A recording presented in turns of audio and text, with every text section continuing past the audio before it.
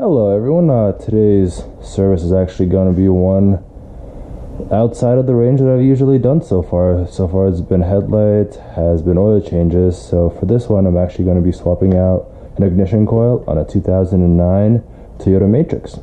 So first thing that you want to do is pop the hood. The release lever is right over there. And then the release latch is right on the right side of the Toyota logo. Use the prop, set it up, and we'll go on from here. So what you're going to need is an ignition coil. For this motor, this is the 1.8 liter. I got this over at the local Advance. I'll try to find it on Amazon. If I can, toss it off on Amazon. If not, I'll give you guys a direct link to Advance Auto Parts. It's around $60, so it is a little bit pricey.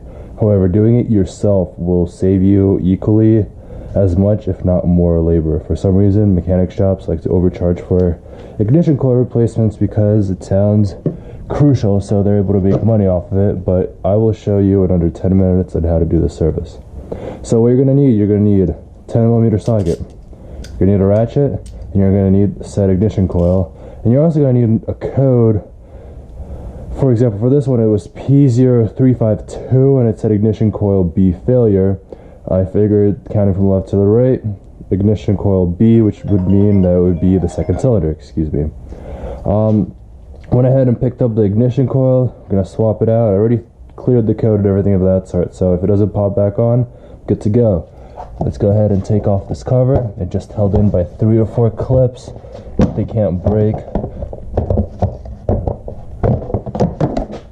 1, 2, 3, 4 clips. So just put that off to the side, and now we're going to count from the left to the right. This is 1, 2, 3, 4. So 1, 2, 3, 4. We know that this is going to be the second ignition coil that we're going to replace. Go ahead and undo the wiring harness for it.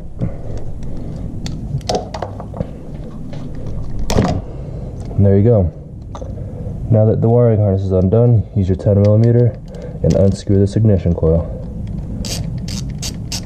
Once you get most of it done, you could use your hand.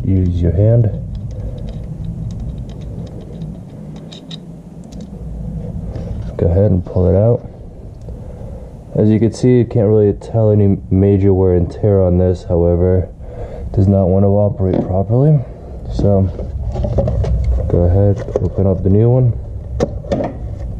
Part number for this is 26425 over from DriveWorks. It's a 1-year warranty from Advance. There's another one that was 20 bucks more expensive with a 3-year warranty, but usually these guys don't fail. Make sure when you stick it in properly with the bolt to the left. And once you got it, you just push it down. Once you got most of it pushed down, go ahead and thread the bolt by hand. And once it becomes slightly more difficult, go ahead and use your ratchet.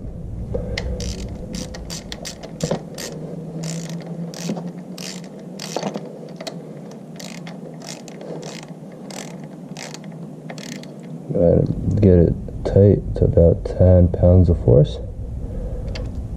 Then go ahead and plug this back in. Then all you gotta do is just align the oil filler with the oil dipstick. Push down, push down, push down. And then go ahead and toss your oiled ignition coil in the box. Save the box as a reference. Don't throw it away, but this way it won't be empty. And you just go ahead, put the prop down in its spot, close that up, and you just saved yourself about $60 worth of work. Hope that anyone that had questions on this particular model and any other model, the process for changing out ignition coils is very, very similar. Hope you guys have a great day and best of luck.